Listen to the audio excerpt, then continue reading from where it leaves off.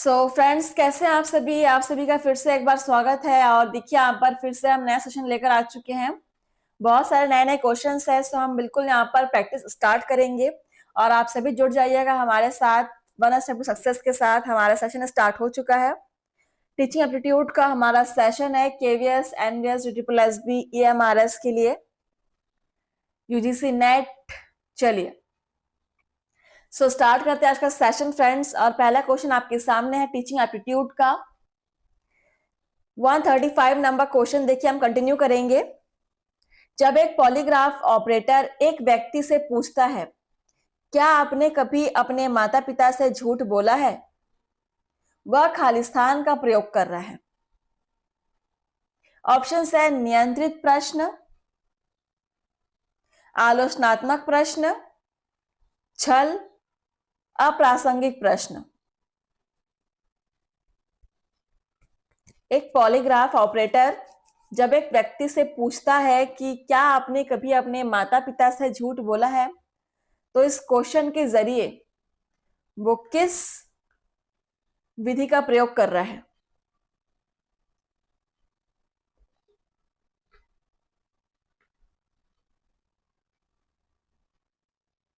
यहां पर देखिए, वो नियंत्रित प्रश्न मतलब सामान्य जानकारी का प्रश्न पूछ रहा है।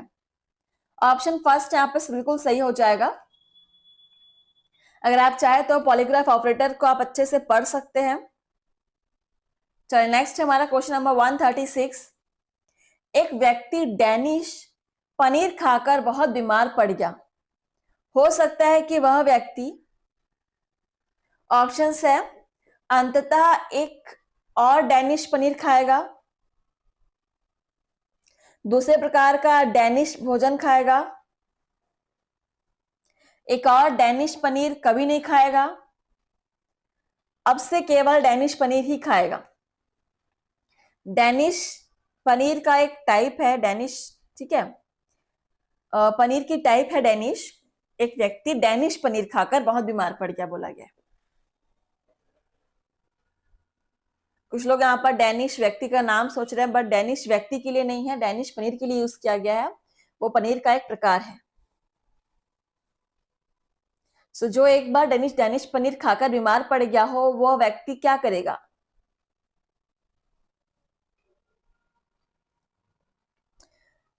तो वो दोबारा से एक और डैनिश पनीर कभी नहीं खाएगा, क्योंकि उसको पता है कि ये खाकर वो बीमार पड़ गया था। Option C is correct. बहुत ही सिंपल सा आंसर था।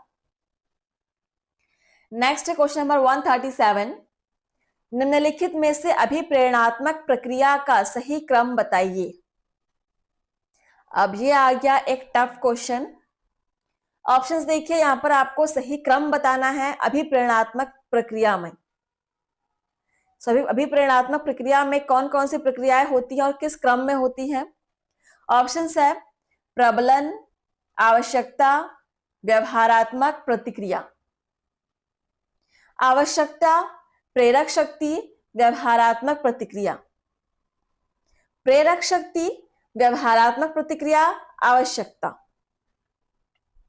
व्यवहारात्मक प्रतिक्रिया, प्रेरक शक्ति, आवश्यकता।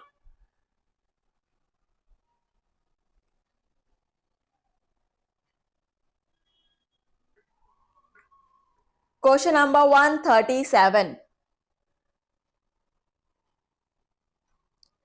देखिए, आप टाइम ले लीजिए, अच्छे से मैच कर लीजिए। अभिप्रेरणात्मक प्रक्रिया में सबसे पहले कौन कौन सा चरण आता है, उसके बाद कौन सा चरण आता है सेकंड में। तो सबसे पहले तो यहाँ पर देखिए आ जाएगा आपका आवश्यकता, सबसे पहले आता है।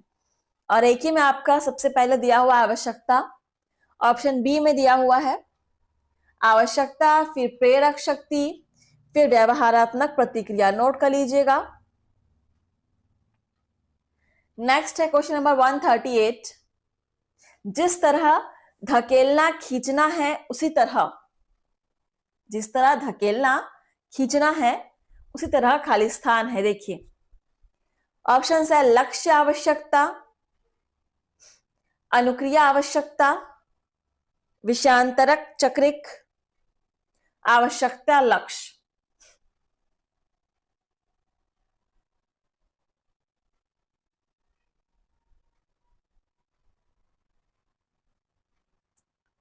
सो यहां पर हमारा आंसर हो जाएगा आवश्यकता लक्ष्य। जिस तरह धकेलना खींचना है उसी प्रकार आवश्यकता और लक्ष्य है। Option D is correct. चलिए नोट कर लिया सभी ने, और सभी यहाँ पर क्लास को सब्सक्राइब कर लीजिए जो भी यहाँ पर पहली बार जुड़े हुए हैं हमारे साथ। और नेक्स्ट क्वेश्चन नंबर 39 देखिए, 139 है ये। क्षुधा नियंत्रित करने के लिए सबसे विवेचनात्मक शारीरिक क्रियात्मक कारक। क्षुधा नियंत्रित करने के लिए सबसे विवेचनात्मक शरीर क्रियात्मक कारक क्या है?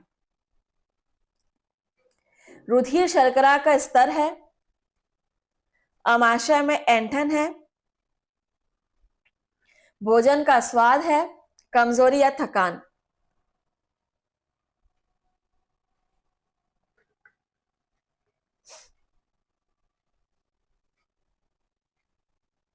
Question number 139।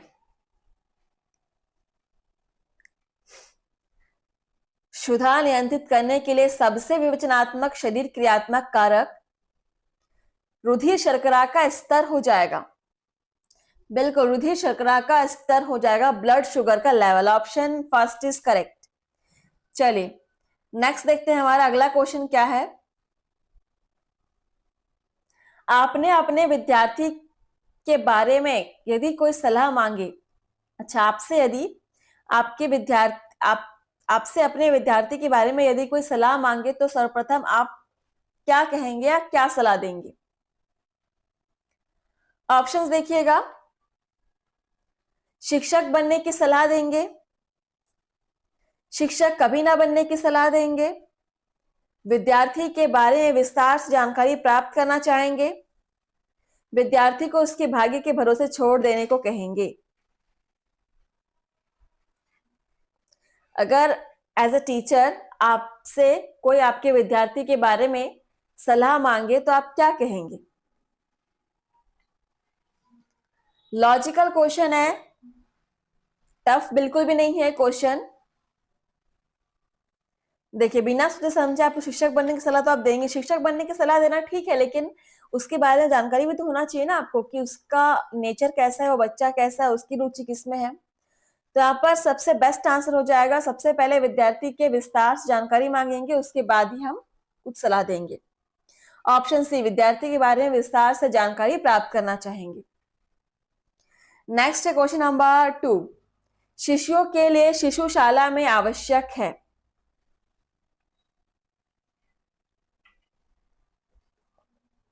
भाषा पढ़ाना, कहानियां सुनाना, खेल के अवसर प्रदान करना, सामान्य ज्ञान देना। शिशुओं के लिए शिशुशाला में किस चीज का होना यहाँ पर सबसे आवश्यक है? वो एक शिशु है, एक बच्चा है, ठीक है, और वो जो सीखेगा वो खेल खेल में ही सीखेगा, आप उसको सीरियसली कुछ पढ़ा नहीं सकते। तो यहाँ पर खेल के अवसर प्रदान करना सबसे पहली आवश्यकता है। So option C is correct. Next है हमारा क्वेश्चन नंबर 3। एक शिक्षक के पास विद्यार्थी के सभी स्तर के अभिभावक आते हैं जो अपने विद्यार्थियों की प्रगति सुनकर प्रसन्न होते हैं। उनकी प्रसन्नता और संतुष्टि के लिए आप क्या करेंगे या क्या उनसे कहेंगे, उनके पेरेंट्स से, अभिभावक से? विद्यार्थी को होशियार बताएंगे, विद्यार्थी की तुलना होशियार व्यक्तियों से करेंगे, कहेंगे कि आप बहुत भाग्यशाली हैं, गुणों के साथ कमियां भी बताएंगे। एज अ टीचर आप एक बच्चे के अभिभावक पेरेंट्स को क्या बताना चाहेंगे उसकी प्रगति के बारे में? ये भी बहुत लॉजिकल क्वेश्चन है।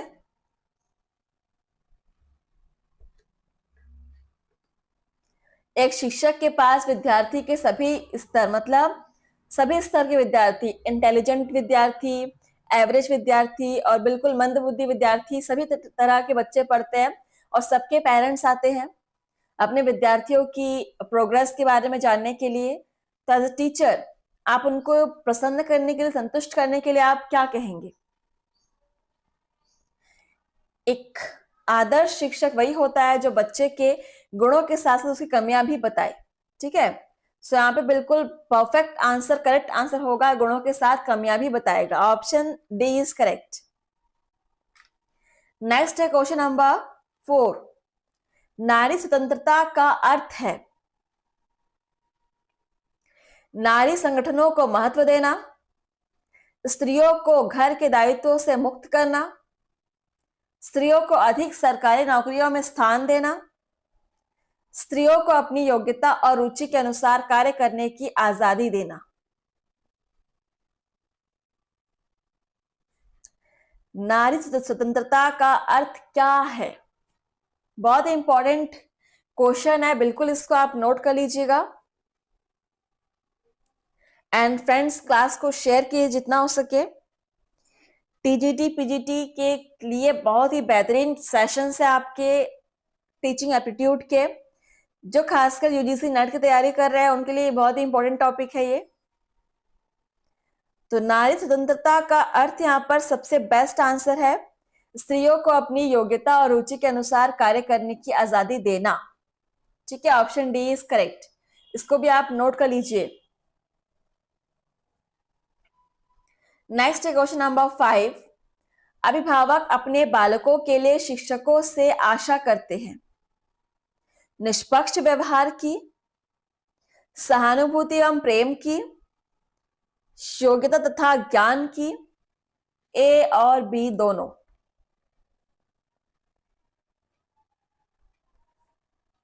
अभिभावक, एक पेरेंट्स अपने बच्चे के लिए टीचर से क्या एक्सपेक्ट करता है, क्या आशा करता है? तो निष्पक्ष व्यवहार की अपेक्षा तो करता ही है, बिल्कुल ऑप्शन ए तो आने ही वाला है। सहानुभूति और प्रेम ये भी आ जाएगा। सो यहां पर आपका आंसर होगा ए और बी दोनों हो जाएंगे। ठीक है, so option D is correct. Next है हमारा क्वेश्चन 6 नंबर क्वेश्चन। बालिका शिक्षा आवश्यक है क्योंकि? बालिका शिक्षा आवश्यक है क्योंकि ऑप्शंस है बालिकाएं आगे चलकर अपने शिशुओं का मार्गदर्शन करेंगी, जब शिक्षा के बाद वे नौकरी करेंगी तो परिवार की आय बढ़ेगी, बालिकाएं सदैव बालकों से अच्छे अंक लाती हैं, या उपरोक्त सभी।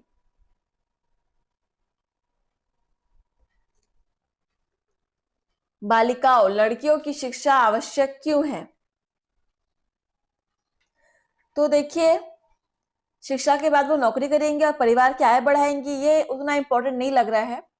और बालिका सदैव बालकों से अच्छे अंक लाती है, ये भी मुझे उतना इंपॉर्टेंट नहीं लग रहा है। लेकिन सबसे इंपॉर्टेंट क्या है, जब एक लड़की शिक्षित होगी तो वो अपने शिशु को भी शिक्षा दे पाएगी। सो यहाँ पर ऑप्शन ए बिल्कुल सही हो जाएगा।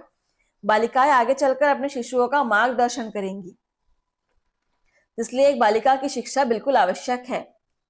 नेक्स्ट है हमारा क्वेश्चन नंबर 7। विद्यार्थियों में सामान्य ज्ञान विकसित करने के लिए आप इनमें से कौन सा उपाय आजमाएंगे? ऑप्शंस देखिए। सामान्य ज्ञान बढ़ाएंगे, सामान्य ज्ञान जानने के लिए प्रेरित करेंगे, प्रतिदिन समाचार पत्र पढ़ने के लिए कहेंगे, पुस्तकालयों में जाने के लिए कहेंगे।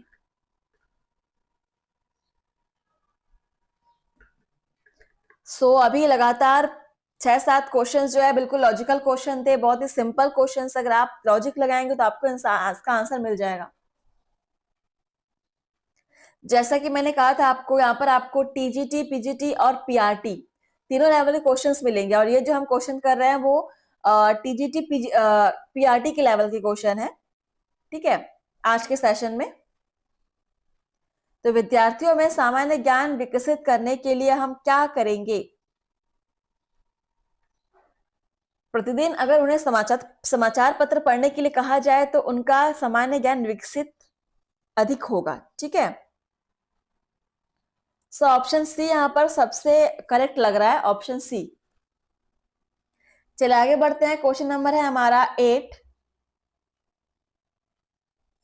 माता के रूप में आप विद्यार्थियों के प्रति सोचती हैं। ऑप्शंस है, भाग्य में जो लिखा है वही होगा, उसमें सद्गुण विकसित करने के लिए उसे प्रेरित करेंगी, उसे पढ़ा लिखाकर शिक्षक बनाएंगे, उसको बहुत लाड प्यार देकर उसका पालन पोषण करेंगी। एक माता के रूप में आप विद्यार्थियों के प्रति क्या सोचती हैं?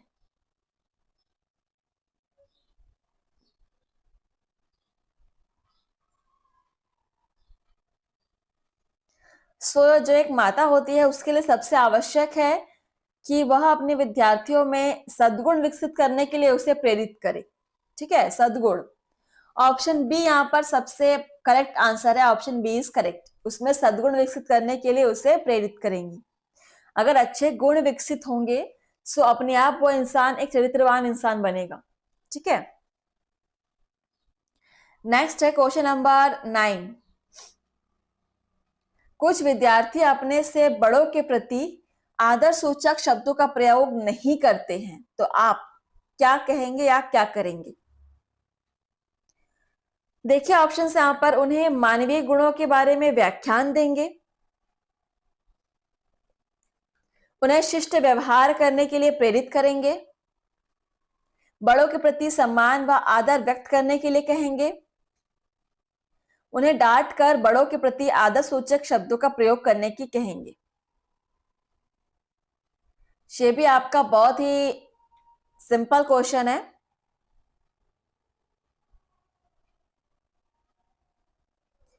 अगर कोई विद्यार्थी अपनों से बड़ों के प्रति आदर सूचक व्यवहार वाले शब्दों का प्रयोग नहीं करता, तो ऐसे में हमें क्या करना चाहिए? डांटने से कुछ नहीं होगा, डांटना तो बिल्कुल नहीं है, और उन्हें बोलने से भी कुछ होने वाला है नहीं, व्याख्या करने से भी कुछ नहीं होगा, उन्हें प्रेरित करना होगा, शिष्ट व्यवहार करने के लिए उन्हें प्रेरित करना होगा। Option B is correct. Next question number 10। आपकी 2 पुत्रियां हैं, लेकिन आपको पुत्र प्राप्ति की चाह होती है, तो आप क्या करेंगे? अपनी चाह को शीघ्र पूरा करना चाहेंगे, अपने सिद्धांत पर अड़िग रहेंगे कि 2 से अधिक कोई बच्चा ना हो, परिवार नियोजन कार्यक्रम का लाभ उठाना चाहेंगे, सोच सोचकर परेशान रहेंगे।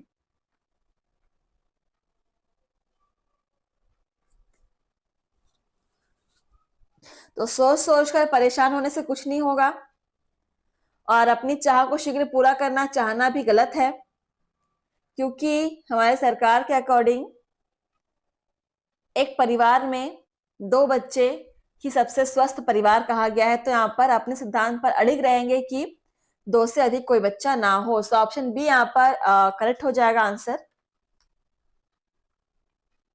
नेक्स्ट क्वेश्चन नंबर है हमारा 11। अच्छे पारिवारिक परिवेश वाले विद्यार्थी ही आगे बढ़ पाते हैं, इस संदर्भ में आपका मत है कि? क्या मत है आपका? इनमें विद्यार्थियों के लिए सभी सुख सुविधाएं मौजूद रहती हैं, इनमें विद्यार्थियों के ऊपर कोई बोझ नहीं रहता, इनमें विद्यार्थी अच्छे लोगों के संपर्क में रहते हैं, अच्छे पारिवारिक परिवेश में प्रायः कलेश नहीं मिलता।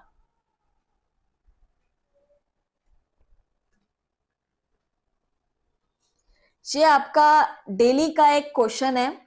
ऐसा बोला गया है जिनका पारिवारिक परिवेश अच्छा है, उस घर के बच्चे ही आगे बढ़ पाते हैं। तो ऐसा क्यों कहा गया है, इसके लिए आपका क्या विचार है, क्या मत है?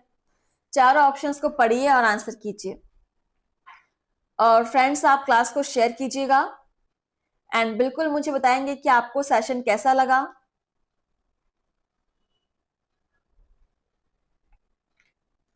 यहाँ पर सबसे बेस्ट आंसर क्या होगा? इनमें विद्यार्थियों के ऊपर कोई बोझ नहीं रहता है। ठीक है, option B is correct. Note कर लीजिएगा, इस टाइप के क्वेश्चंस आजकल बहुत पूछे जा रहे हैं। चलिए अगला क्वेश्चन देखिए क्या है हमारा। 12 नंबर क्वेश्चन। क्या अभिभावकों को अपने विद्यार्थियों को गृह कार्य करवाने में सहयोग देना चाहिए? ऑप्शन है नहीं, यह अभिभावकों पर अतिरिक्त बोझ है। नहीं, विद्यार्थियों को गृह कार्य स्वयं करना चाहिए। हाँ, इससे विद्यार्थी गृह कार्य अवश्य करके लाएंगे। हाँ, इससे अभिभावकों को अपने विद्यार्थियों की प्रगति का पता चलता रहेगा। क्या सोचना है आपका इस विषय में कि क्या अभिभावकों या पेरेंट्स को अपने बच्चों के होमवर्क कराने में हेल्प करना चाहिए? बिल्कुल करना चाहिए। तो नई वाले ऑप्शन को तो पहले काट दो, क्योंकि बिल्कुल बच्चों को उनका होमवर्क कराने में पेरेंट्स को हेल्प करना चाहिए। इससे होता क्या है कि पेरेंट्स को भी पता चलता रहता है कि बच्चा कितना प्रोग्रेस कर रहा है, कितना सीख रहा है। तो यहाँ पर ऑप्शन डी बिल्कुल सही हो जाएगा कि हाँ, इससे अभिभावकों को अपने विद्यार्थियों की प्रगति का पता चलता रहेगा। चलिए, जरूरी नहीं है कि बच्चा केवल स्कूल में ही पढ़ेगा, स्कूल में ही सीखेगा, घर पे भी बच्चों को पढ़ाना बहुत जरूरी है पेरेंट्स के लिए। नेक्स्ट क्वेश्चन नंबर 13, विद्यार्थियों का प्रथम शिक्षक कौन होता है? सबसे इंपॉर्टेंट और सबसे इजी आंसर, विद्यार्थियों का प्रथम शिक्षक कौन होता है? उनका अपना चेतन मन, शिक्षक, उनके माँ बाप, उनका पर्यावरण। चलिए फ्रेंड्स, आंसर कीजिए। बच्चों का पहला शिक्षक कौन होगा? ये क्वेश्चन एग्जाम में कई बार पूछा गया है।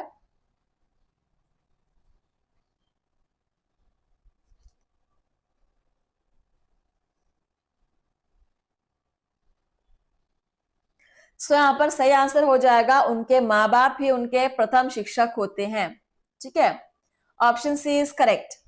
सो आप सभी डेली क्लास अटेंड कीजिए, प्रैक्टिस कीजिए और इसी प्रकार से हमारे साथ बने रहिए वन स्टेप टू सक्सेस के साथ। एंड क्लास अच्छी लगी हो तो प्लीज लाइक कमेंट शेयर कीजिएगा। थैंक यू, धन्यवाद। आपका दिन शुभ हो।